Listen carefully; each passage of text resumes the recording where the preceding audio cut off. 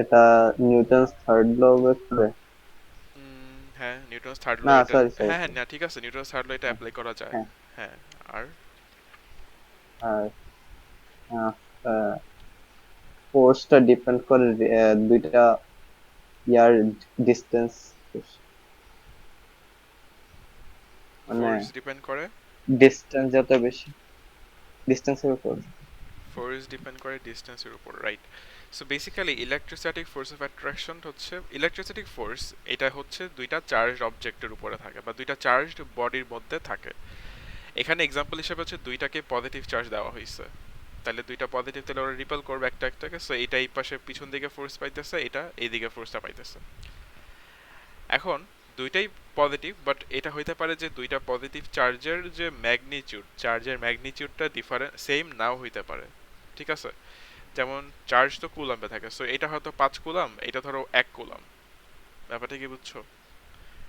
So চার্জের magnitude different হইতে পারে। ভাইয়া, হ্যাঁ বলো। লাস্ট তুমি ফিজিক্স মানে ইয়ারটা স্টার্ট করছিলা, ইয়ার পর্যন্ত গেছিল। হ্যাঁ হ্যাঁ, বাট আমি জাস্ট রিভিউ দিচ্ছি আর কি, আমি যাইতেছি ওখানে। ও আচ্ছা আচ্ছা। একটা মিনিট, শর্ট ওকে। করে একটা রিভিউ দেওয়া যাচ্ছে আর কি। সো দুইটার চার্জের ভ্যালু ডিফারেন্ট হইতে পারে, বাট দুইজনের মধ্যে যে রিপালসিভ ফোর্স যে তারা এক্সপিরিয়েন্স করে, সেই ফোর্সের ম্যাগনিটিউডটা আবার কি থাকে, ইকুয়াল থাকে। এটার একটা এক্সপ্লেনেশন হচ্ছে যে Newton's third law. So basically এই জিনিসটা হচ্ছে, এই চার্জটাকে যে ফোর্স দিয়ে ধাক্কা দেয় থার্ড ল অনুযায়ী, ওই চার্জটাও এই আরেকটা চার্জকে একই ফোর্স ম্যাগনিটিউড দিয়ে ধাক্কা দিবে, বাট ইকুয়াল অ্যান্ড অপোজিট ডিরেকশনে। এটার ইকুয়েশন হচ্ছে এই যে মেইনলি এই ইকুয়েশনটা ছিল, তাই না? এটা এটা না, ঠিক এক্স্যাক্টলি এইটা, যেখানে প্রপোর্শনালিটি সাইনটা সরাইলে হচ্ছে একটা কনস্ট্যান্ট চলে আসে। আর এমনিতে ইকুয়েশনের ভিতরে কি আছে, দুইটা চার্জ আছে আর নিচে হচ্ছে ডিস্টেন্স স্কোয়ার নাকি, এটা আর স্কোয়ার লেখা, বাট আমরা এটাকে রেডিয়াসের সাথে মিক্স আপ করতে চাই না, এটার আর হলেও এটাকে আমরা হচ্ছে ডিস্টেন্স হিসাবে চিন্তা করব। দুইটা চার্জ যদি বসে থাকে, ওদের মিডলে, ওদের মাঝখানে যে ডিস্টেন্স, সেটাকে আমরা আর ধরতে পারি। আর কনস্ট্যান্ট যেটা বের হয়, সেই কনস্ট্যান্টটাকে ভেঙে এই ফরম্যাটে লেখা যায় নাকি, 1/4πe। এই এপসিলনটা কি মিন করে? পারমিটিভিটি। পারমিটিভিটি নিয়ে কি আইডিয়া ছিল বা এনিথিং? পারমিটিভিটির সাথে হচ্ছে ফোর্সের কানেকশনটা কিরকম, আমি একটু এটা শর্ট করে বলি।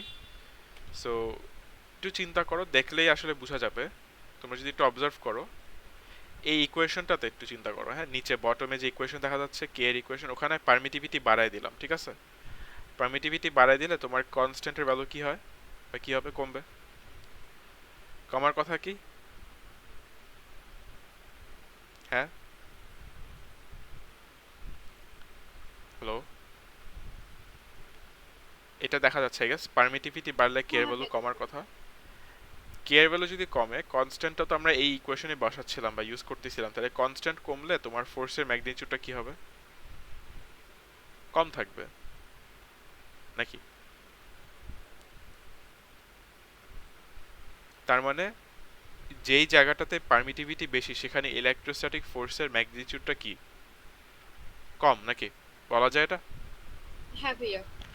আচ্ছা, তার মানে ডিফারেন্ট ডিফারেন্ট জায়গায় পারমিটিভিটির ভ্যালু আবার ডিফারেন্ট। যেমন বাতাসে পারমিটিভিটি একরকম, পানিতে পারমিটিভিটি আরেক রকম, গ্যাসের ভিতরে পারমিটিভিটি আরেক রকম। সো তোমার মিডিয়াটার উপরে ডিপেন্ড করবে পারমিটিভিটি কিরকম, এক একটা জায়গায় এক এক মিডিয়াতে পারমিটিভিটি এক এক রকম থাকে।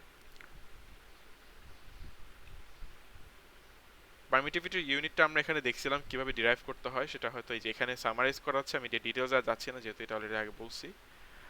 আর আরেকটা জিনিস, আর যেটা হচ্ছে আমরা আলোপ করছিলাম, ওয়েট, কই গেল এটা,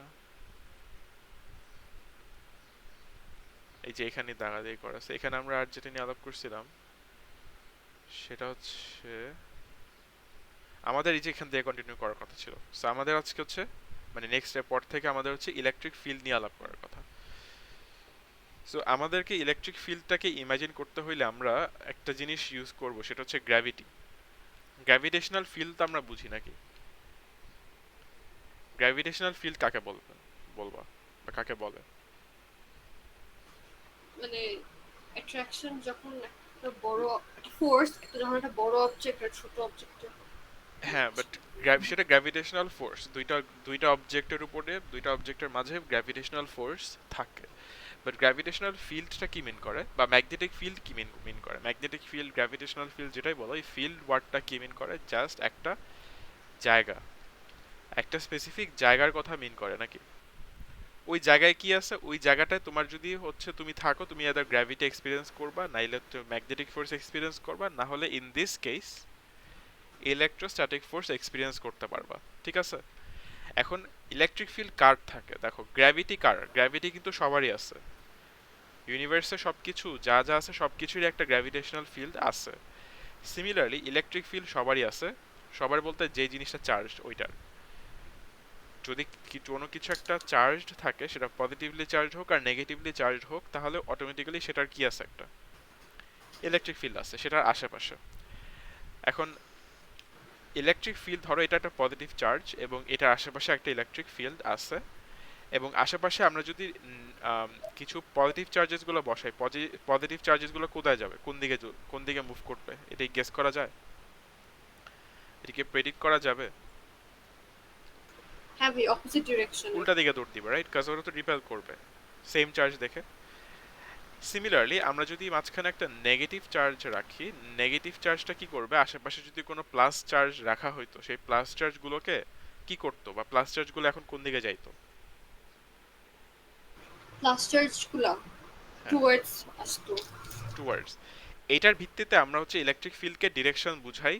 ইলেকট্রিক ফিল্ডের ডিরেকশনটা হচ্ছে মিন করে যে একটা প্লাস চার্জকে তুমি যদি সেই ফিল্ডে বসাইতা, তাহলে প্লাস চার্জটা কোন দিকে যাইতো।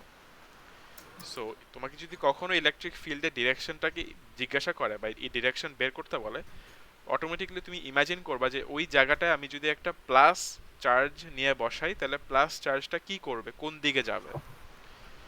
যেদিকে যাবে ওই ডিরেকশনটাই হচ্ছে ইলেকট্রিক ফিল্ডের ডিরেকশন। তাহলে সেই দিক থেকে চিন্তা করতে গেলে একটা প্লাস চার্জের ইলেকট্রিক ফিল্ড কিন্তু ওটার থেকে বের হয়ে ওটার মানে চতুর্দিকে স্প্রেড আউট করবে নাকি? হ্যাঁ আবার একটা নেগেটিভ চার্জের জন্য উল্টা, ওই নেগেটিভ চার্জের ইলেকট্রিক ফিল্ড হচ্ছে আশেপাশের থেকেই থাকবে, বাট অ্যারোগুলা হচ্ছে নেগেটিভ চার্জের দিকে পয়েন্ট করবে নাকি? বেসিক্যালি বিকজ আশেপাশে পজিটিভ চার্জ থাকলে তারা তো এটার দিকে যাইতো নাকি, তাই ডিরেকশনটা হচ্ছে ওইটার দিকে দেওয়া হয়েছে। ব্যাপারটা কি বুঝতে পারতেছি? হ্যাঁ ভাইয়া। যেহেতু ইলেকট্রিক ফিল্ডের ডিরেকশন আছে, আমরা বলতে পারি যে ইলেকট্রিক ফিল্ড অ্যাকচুয়ালি একটা ভেক্টর কোয়ান্টিটি, এবং এটার ডিরেকশনও আছে এবং এটার একটা ম্যাগনিটিউডও আছে। এবং এটা আই গেস মেক সেন্স করে যে তুমি আসলে চার্জের যত কাছে থাকবা, ইলেকট্রিক ফিল্ডের ডেন্সিটি বা ইলেকট্রিক ফিল্ডের স্ট্রেংথ তত বেশি, আর যত দূরে থাকবা একটা চার্জের থেকে, ইলেকট্রিক ফিল্ডের স্ট্রেংথ তত কম। তত কম। কম, অনেকটা গ্র্যাভিটির মতোই। তুমি আর্থ বা সানের কাছে গেলে গ্র্যাভিটি বেশি, তত দূরে থাকবা সেন্টার অফ গ্র্যাভিটি থেকে তোমার গ্র্যাভিটিও কম। সো চার্জের বেলাও জিনিসটা অনেকটা সিমিলার, যেহেতু এটা ডিস্টেন্সের উপর ডিপেন্ড করে ইলেকট্রোস্ট্যাটিক ফোর্সটা। এখন আমরা ইলেকট্রিক ফিল্ড তো বুঝছি, বাট আমরা ইলেকট্রিক ফিল্ডের স্ট্রেংথ বুঝি নাই। ইলেকট্রিক ফিল্ডের স্ট্রেংথ নিয়ে আমাদের একটু চিন্তা করতে হবে, একটু ইমাজিন করতে হবে। ইলেকট্রিক ফিল্ডের স্ট্রেংথটাকে আমরা যদি বুঝাইতে চাই বা আমরা ইমাজিন করতে চাই, আমরা কি কি ভাববো? আমরা ভাববো যে একটা চার্জের আশেপাশে 1 মিটার স্কোয়ারে কতগুলো ফিল্ড লাইন আছে, ঠিক আছে? হ্যাঁ অথবা এটাকে আরেকটু সোজা করে বলতে পারি, ফিল্ড লাইন ডেন্সিটি, ঠিক আছে? ফিল্ড লাইনের ডেন্সিটি বা ফিল্ড লাইনের কনসেন্ট্রেশন, মানে লাইনগুলো কত বেশি বেশি আসছে আর কি। সো তুমি যদি চিন্তা করো, যদি আমি এই ডায়াগ্রামটাই ব্যবহার করে বলি, এখানে যে ফিল্ড লাইনগুলো আমরা ড্র করছি, ইলেকট্রিক ফিল্ডের যে ডিরেকশনগুলো, এগুলো তো অবভিয়াসলি আরো ছড়াবে, তাই না? আমরা তো জাস্ট ছোট করে আঁকছি ডায়াগ্রামটা এখানে, বাট এটা তো অবভিয়াসলি আরো বড় হতে থাকে নাকি? এবং এটা কিন্তু অ্যাকচুয়ালি কোনো লিমিট নাই, এটাকে তোমরা বুঝতে পারো? ইলেকট্রিক ফিল্ডের যে কোনো লিমিট নাই। তুমি এই চার্জ থেকে যত দূরেই থাকো না কেন, টেকনিক্যালি একটা ফোর্স কিন্তু থাকবে নাকি? হ্যাঁ বাট যত তুমি দূরে যাবা, এই ফোর্সের ভ্যালুটা অতটা কমবে, কারণ ইলেকট্রিক ফিল্ডের স্ট্রেংথ অনেক কমতে থাকে। বাট ইনফিনিটলি দূরে থাকলে তোমার এই উইকনেস, মানে ইলেকট্রিক ফিল্ডের স্ট্রেংথটা ইনফাইনাইটলি লো হবে নাকি? হ্যাঁ সেটাকে আমরা আসলে ভ্যালু দিয়ে বুঝাইতে পারবো না, কারণ এটা মানে শেষ হয় না। বাট যেটা আমরা বুঝতে পারি সেটা হচ্ছে, তুমি যদি এই চার্জের কাছের একটা পার্ট হাইলাইট করি আর যদি দূরের একটা পার্ট হাইলাইট করি, ডিফারেন্সটা কিন্তু ক্লিয়ারলি বোঝা যাবে। কাছের একটা পার্টে দেখা যাচ্ছে যে লাইনগুলো কিন্তু অনেক বেশি বেশি নাকি, হ্যাঁ এবং দূরের একটা জায়গায় দেখা যাচ্ছে যে লাইনগুলো, ফিল্ড লাইনগুলো একটু অনেক কম। একা একা বা কম কম আছে। এবং এটা সেম ইউনিট এরিয়া দিয়ে ধরলেই তুমি বুঝতে পারবা। সেখান থেকে আর কি বোঝা যায় যে চার্জের কাছের জায়গাটাতে ফিল্ডের স্ট্রেংথ বেশি আর চার্জের দূরের জায়গাটাতে ফিল্ডের স্ট্রেংথ। কম। সো এটা হচ্ছে ইলেকট্রিক ফিল্ডের স্ট্রেংথ বোঝার একটা ওয়ে। বাট ইলেকট্রিক ফিল্ডকে আমরা যখন অ্যাকচুয়ালি ক্যালকুলেট করব বা আমরা যখন ক্যালকুলেশনের মাধ্যমে ডিফাইন করব, আমরা এভাবে ডিফাইন করব যে ইলেকট্রিক ফিল্ড স্ট্রেংথ হচ্ছে যদি তুমি ওই জিনিসটার, সো ইলেকট্রিক ফিল্ড স্ট্রেংথ ধরো একটা চার্জ দিলাম তোমাকে এবং বললাম যে এটার আশেপাশে একটা ইলেকট্রিক ফিল্ড আছে, ইলেকট্রিক ফিল্ডের স্ট্রেংথ তোমার লাগবে। তো তুমি যেটা করবা, আরেকটা চার্জকে নিয়ে আসবা এবং আরেকটা যে বাই দ্য ওয়ে যেই চার্জটা আছে সেটার চার্জের ভ্যালুটা তুমি ধরো জানো না, বুঝতে পারছো? সেই ভ্যালুটার চার্জ হয়তো তুমি জানো না, সেটা জানো বা জানো না। ধরো আমি সেটাকে ক্যাপিটাল ক্যাপিটাল কিউ দিলাম, ঠিক আছে, চার্জ। আর আমরা তো পাশে ছোট আরেকটা চার্জ নিয়ে আসছি, তাই না? সেটার চার্জ ধরো ছোট হাতের কিউ। আমরা যেটা ইমাজিন করব, আমরা ইমাজিন করব হচ্ছে force on the smaller charge, ঠিক আছে? Force on the smaller charge একটু ইমাজিন করি। একটা জিনিস অলওয়েজ মনে রাখবা যে যে কোনো চার্জড অবজেক্টেরই আসলে একটা ফিল্ড আছে। এখানে আমরা ইলেকট্রিক ফিল্ড ব্লু কালারের জন্য ড্র করেছি, তাই বলে কি রেড কালার চার্জটার ইলেকট্রিক ফিল্ড নাই এখানে, নাকি আছে? আছে। আছে, বাট আমরা আঁকি নাই, সেটা নিয়ে আমরা আপাতত কনসার্ন না। আমরা কার ইলেকট্রিক ফিল্ড নিয়ে কনসার্ন, যেটা হচ্ছে ব্লু কালার যে চার্জটা, ঠিক আছে? হ্যাঁ। অলওয়েজ মনে রাখবা যে একটা জিনিসের একটা চার্জের ইলেকট্রিক ফিল্ড কিন্তু ওই নিচে ওই চার্জটাকে এফেক্ট করে না, ওটা হচ্ছে তার আশেপাশে বা ওই ফিল্ডে অন্য যে চার্জেসগুলো আছে সেগুলোকে এফেক্ট করে। সো এখানে ব্লু কালার যে চার্জ, ওটার যে ইলেকট্রিক ফিল্ড, সেই ফিল্ডের মধ্যে একটা রেড কালার চার্জ আমরা নিয়ে আসলাম। তো সেই ব্লু কালার চার্জের ইলেকট্রিক ফিল্ডটাকে রেড কালার চার্জটাকে একটা ফোর্স দিবে এবং সেই ফোর্সের ফর্মুলাটি কি? Q q q q by r square হবে না? K into q q by r square, নাকি এমন হবে? ফোর্সের ফর্মুলাটা কি ছিল, ইলেকট্রোস্ট্যাটিক ফোর্সের formula? K into q one into q two by r square, এমন ছিল না? হ্যাঁ। সেখানে কেটা ধরো, কে চার্জটা একটা ক্যাপিটাল কিউ, একটা ছোট হাতের কিউ, আর ডিসটেন্স ধরো আর স্কোয়ার ওদের মধ্যে, বুঝে গেল? হ্যাঁ। এটা কিসের ভ্যালু দিল আমাদেরকে? ফোর্সের ভ্যালু দিল। এখন আমরা যেটা করব, এই ফোর্সটাকে চার্জ দিয়ে ডিভাইড করব, ঠিক আছে? হ্যাঁ। কার চার্জ দিয়ে ডিভাইড করব? ছোটটার চার্জ দিয়ে ডিভাইড করব। ছোটটা। করলে যেটা হবে, এটা এটা কাটাকাটি যাবে। কাটাকাটি গেলে কি থাকে? K into capital Q by r square থাকে,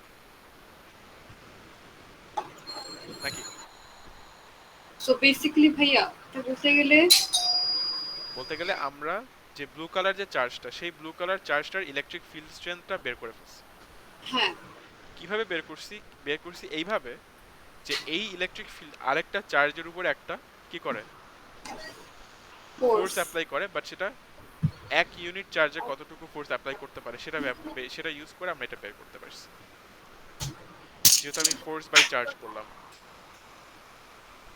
বুঝতে পারছো? জি ভাইয়া। আলটিমেটলি দেখা যাচ্ছে যে তুমি ধরো এই জিনিসটার ইলেকট্রিক, ভাইয়া হ্যাঁ বলো। হ্যাঁ আমি শুনতে পাচ্ছি, বলো।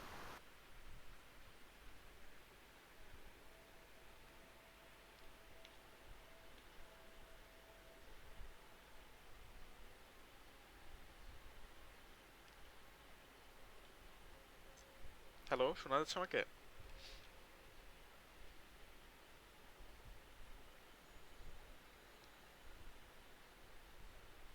শোনা যায়।